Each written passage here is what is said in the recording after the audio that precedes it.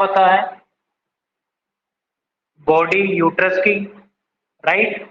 Then इसके बाद इसको हम क्या बोलते हैं, सर्विक्स। देन सर्विक्स यहां से कनेक्ट होता है कौन, वेजाइना। ये क्या होता है, वेजाइना, राइट। ये एक्सटर्नल जेनिटेलिया, इसको हम क्या बोलते हैं, वेजाइना बोलेंगे। इसको हम क्या बोलते हैं, यूट्रस। और यहाँ पर ये यूट्रस का ही पार्ट होता है। और इधर इसको हम क्या बोलेंगे, फॉलोपियन नहीं, फेलोपियन। क्या बोलेंगे, फेलोपियन ट्यूब, जिसे अटैच होता है कौन, ओवेरी। इस प्रकार से इधर भी ठीक इसी प्रकार से अटैच होता है कि नहीं। यहां तक आपको समझ में आया। इसको क्या बोलेंगे, फेलोपियन ट्यूब। लेकिन अभी हमारा ये क्वेश्चन नहीं है, ओवेरी। अब क्वेश्चन है स्ट्रक्चर ऑफ वेजाइना। इस वेजाइना के अंदर कितनी लेयर्स होती है और किसकी बनी होती है, राइट। तो यहां से मैं इसका कट ऑफ सेक्शन आपको बताता हूं, ये वाला। इधर जूम कर देता हूं यहाँ पे, राइट। तो आप इसका कट ऑफ सेक्शन देखोगे, एक ट्यूब लाइक स्ट्रक्चर। अरे वेजाइना ट्यूब ही तो है, एक नली है, नली एक पाइप है, जो समझो, राइट। जैसे स्टमक, सॉरी, जैसे इसोफेगस है, ट्रेकिया है, ड्यूडेनम है, जेजुनम है, हीलियम है, वैसे ये भी क्या, एक पाइप है कि नहीं। तो इसका अगर कट ऑफ सेक्शन देखते हो तो इसमें भी आपको 3 लेयर नजर आएगी, आउटर, मिडल और इनर, राइट। आउटर, मिडल और इनर। यानी कि ये सबसे जो आउटर मोस्ट होती है, इसको क्या, outer outer layer of the vagina. ये कौन सी लेयर है, outer layer of the vagina. यहां तक आपको समझ में आया। देन इसके बाद इसको हम क्या बोलेंगे, middle layer of the vagina. Middle layer of the vagina, right. और इसके बाद ये जो तीसरी लेयर है, इसको बोलेंगे inner layer of the vagina. Sir ये तो याद करने की जरूरत ही नहीं है, आउटर, मिडल और इनर हम लिख देंगे। नहीं बेटा, अब याद करने के लायक क्या है मैं आपको बताऊं। क्वेश्चन पूछा जाता है कि outer layer of the vagina किसकी बनी होती है। Outer layer of the vagina किसकी बनी होती है, डायरेक्ट क्वेश्चन पूछा जाता है। तो यहां पे लिखना, ये बनी होती है कंपोस्ट ऑफ एल्वियोलर टिश्यूज। किसकी बनी होती है, एल्वियोलर टिश्यूज की बनी होती। कंपोस्ट होती किसे, एल्वियोलर टिश्यूज से। किसे बनी होगी, एल्वियोलर टिश्यूज से। यहां तक कोई दिक्कत है आपको, यहां तक समझ में आया कि नहीं, आया कि नहीं, आ गया। इसको आप, इस आउटर लेयर को आप एडवेंटिशिया के नाम से भी जान सकते हो, एडवेंटिशिया। और इसे तो आप जान रहे हो कई दिनों से, एडवेंटिशिया जीआईटी की लेयर में आपने पढ़ा है, राइट, एडवेंटिशिया। देन इसको मस्कुलरिस बोलेंगे। देन म्यूकोजल लेयर, इसको क्या बोलेंगे, मस्कुलरिस, मस्कुलरिस, राइट। देन इसको हम क्या बोलेंगे, mucosa, mucus layer, right, mucus layer, right. यानी कि अगर आपसे पूछा जाए कि outer layer of the vagina adventitia कहा जाता है, और ये एल्वियोलर टिश्यू की बनी होती है। किसकी बनी होती है, एल्वियोलर टिश्यूज की बनी होती है। और ये क्वेश्चन आता ही आता है अगर आपसे पूछा जाए, यानी कि बेटा इसमें डबल एम आता है, कंपोस्ट, ठीक है। अगर इसे पूछा जाए कि लेयर किसकी बनी होती है, मिडल, तो ये बनी होती है कंपोस्ट ऑफ स्मूथ मसल। किसकी बनी होती है, स्मूथ मसल की बनी होती है, इसलिए इसको मस्कुलरिस बोला। आपकी बॉडी में 3 टाइप की मसल होती है, आपकी बॉडी में ओनली 3 टाइप की मसल होती है। एक तो कौन सी होती है, स्मूथ मसल होती है। कौन सी होती है, स्मूथ मसल। दूसरी कौन सी होती है, स्केलेटल मसल। तीसरी कौन सी होती है, कार्डियक मसल। 3 मसल होती है आपकी बॉडी में टोटल। यानी कि ये स्मूथ है, ये कार्डियक है, ये स्केलेटल है। ये दोनों कैसी होती है? इनवॉलेंट्री होती है, ये वॉलेंट्री होती है। ये दोनों कैसी होती है? न्यूरोजेनिक होती है। और ये कैसी होती है? मायोजेनिक होती है। राइट, यहाँ तक आपको समझ में आया? देन इसके बाद जो इनर लेयर होती है स्ट्रेटिफाइड स्क्वाइमस एपिथेलियम की बनी होती है। इनर लेयर किसकी बनी होती है? स्ट्रेटिफाइड स्क्वाइमस एपिथेलियम की बनी होती है। स्ट्रेटिफाइड स्क्वाइमस एपिथेलियम की बनी होती है। इसी को हम क्या बोलते हैं? एंडोथेलियम भी बोलते हैं। क्या बोलते हैं? एंडोथेलियम। राइट, इसकी फुल फॉर्म है, लिखो, स्ट्रेटिफाइड स्क्वाइमस एपिथेलियम। एपिथेलियम, और इसी को हम बोलते हैं कॉल्ड एंडोथेलियम, और इसी को हम बोलते हैं म्यूकस लेयर। ये कौन सी होती है? Muscularis layer. यहाँ तक कोई दिक्कत है? नहीं है। इसके बाद हम आगे देखते हैं function of the vagina. Vagina के ओनली 3 ही फंक्शंस होते हैं।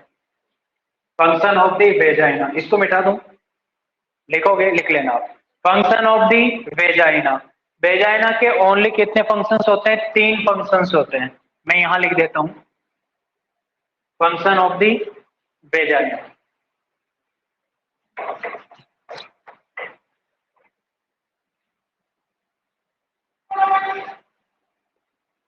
Functions of the vagina. Vagina के 3 फंक्शंस होते हैं। राइट, कितने होते हैं? 3। नंबर 1, यानी कि ये चैनल प्रोवाइड करता है for uterine secretion and MC bleeding के लिए, एमसी ब्लड के लिए। मेंस्ट्रुएशन का जो ब्लड होता है उसको बाहर निकालने के लिए एक चैनल प्रोवाइड करता है।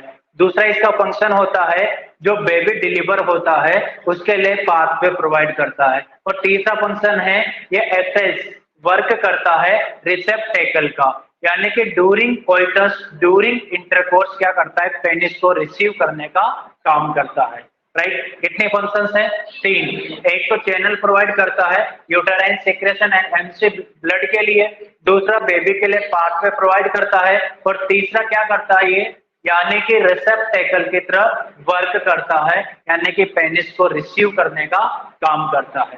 राइट, याद रहेगा कौन कौन से 3 फंक्शन है? Provide channel for uterine secretion. तो लिखो number 1, provide channel for uterine secretions, provide channel for uterine secretions and MC blood। MC blood जानते हो आप? Menstruation cycle blood. जो मेंस्ट्रुएशन के टाइम जो ब्लीडिंग होती है ना उसको बाहर निकालने के लिए चैनल प्रोवाइड करता है। यूटेराइन का जो सिक्रेशंस होता है, यूट्रस की म्यूकस हो गई, एंडोमेट्रियम ब्रेक होती है, उनको भी बाहर निकालने के लिए एक चैनल प्रोवाइड करने का काम करता है। यहाँ तक कोई दिक्कत नहीं? तो सेकंड फंक्शन लिखो, provide way for baby birth, मतलब प्रोवाइड करता है बेबी बर्थ के लिए रास्ता। तो सेकंड फंक्शन क्या लिखेंगे? प्रोवाइड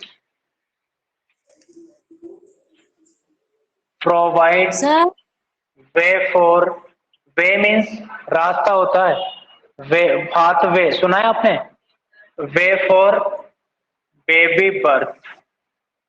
बेबी बर्थ के लिए क्या करता है? रास्ता प्रोवाइड करने का काम करता है। Provide way for baby birth. Right, और थर्ड क्या होता है? Act as receptacle. किसकी तरह काम करेगा? Act as receptacle. यहां लिख देता हूं third functions. Act as means काम करता है, इसके जैसा काम करता है। राइट, रिसेप्टेकल जैसा काम करता है।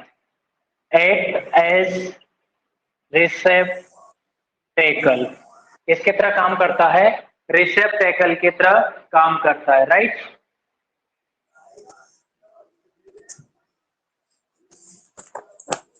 रिसेप्टेकल। राइट, किसकी तरह काम करता है? रिसेप्टेकल। रिसेप्टेकल किसको रिसीव करेगा?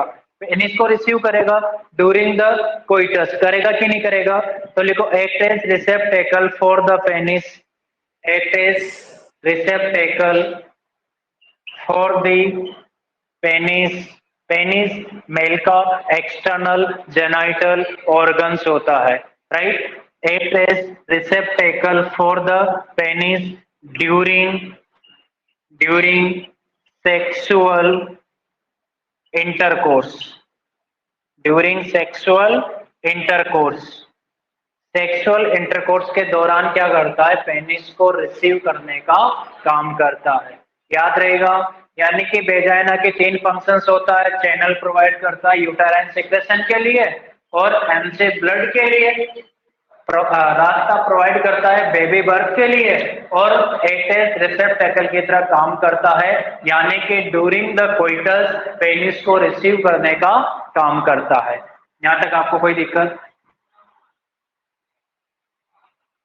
कभी कभी पूछा जाता है कि इसको कौन सी नर्व सप्लाई करती है, यानी कि वेजाइना को कौन से नर्व सप्लाई करती है, आता है क्वेश्चन, तो लिखना पोडेंटल नर्व। कौन सी करती है? पोडेंटल नर्व, पोडेंटल नर्व सप्लाई होती है इसमें, राइट। अगर आपसे पूछा जाए कि ब्लड सप्लाई कौन करती है, कौन सी आर्टरी ब्लड सप्लाई करती है, अगर ब्लड सप्लाई पूछा जाए तो अजाइगोस आर्टरी करती है। कौन सी करती है? या तो वेजाइनल आर्टरी बोल सकते हो कॉमन, या फिर बोल सकते हो अजाइगोस आर्टरी। क्या बोल सकते हो? अजाइगोस आर्टरी करती है, राइट। ब्लड सप्लाई कौन करती है? अजाइगोस आर्टरी करती है, राइट। यहां तक दिक्कत? यानी कि वेजाइना कंप्लीट हो चुका है और वेजाइना को या इंटरनल वेजाइना या सर्विस को देखने के लिए हम जिस डिवाइस इंस्ट्रूमेंट का यूज करते हैं उस डिवाइस या इंस्ट्रूमेंट को बोलते हैं कुल्डोस्कोपी। क्या बोलते हैं?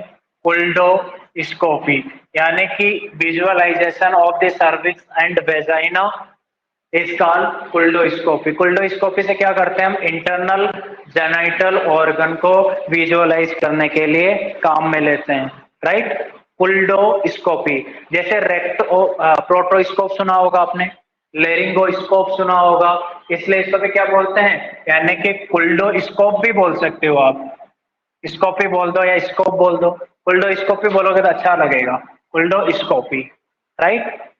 क्या बोलेंगे? कुल्डोस्कोपी,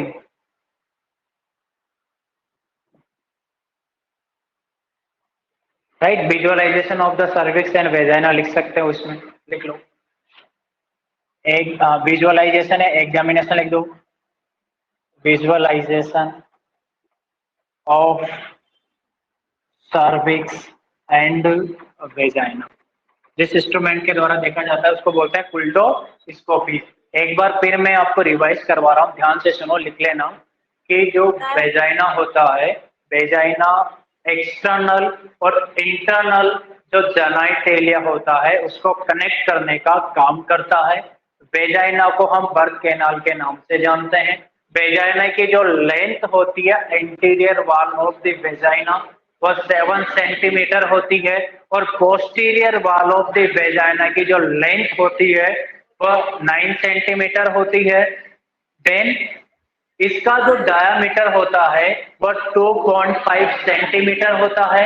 यूट्रस का डायामीटर भी 2.5 सेंटीमीटर होता है, राइट। और इसोफेगस का जो डायामीटर होता है वो भी 2.5 सेंटीमीटर होता है। यहाँ तक कोई दिक्कत है? नहीं है। ट्रेकिया का डायामीटर भी 2.5 सेंटीमीटर होता है, राइट। देन इसके बाद जो वेजाइना होता है इसकी पीएच रिप्रोडक्टिव फेज में ही एसिडिक होती है। रिप्रोडक्टिव फेज 30 इयर्स का होता है, प्यूबर्टी से लेके मेनोपॉज तक। Before puberty vagina pH basic होती है, सॉरी बिफोर प्यूबर्टी, राइट। और आफ्टर मेनोपॉज के भी कैसी होती है? बेसिक होती है। अगर आपको ऑप्शन में बेसिक ना मिले तो आप न्यूट्रल में क्या करना? क्लिक करना, न्यूट्रल फिर राइट होगा आपका, राइट। अगर न्यूट्रल और बेसिक दोनों दे रखा है तो आप बेसिक में क्लिक करना है, न्यूट्रल में नहीं करना है, राइट। कितनी पीएच होती है रिप्रोडक्टिव एज में? 3.5 से लेके 5 होती है। इतनी हाईली एसिडिक पीएच क्यों होती है? क्योंकि फीमेल के वेजाइना के अंदर नॉर्मल फ्लोरा के रूप में एक बैक्टीरिया प्रेजेंट होता है। उस बैक्टीरिया का नाम डोडरलिन बैसिलाई बैक्टीरिया होता है, या फिर लैक्टोबैसिलस एसिडोफिलस भी हम बोल सकते हैं। ये रिलीज करता है, और ये लैक्टोबैसिलस एसिडोफिलस क्या करता है कि जो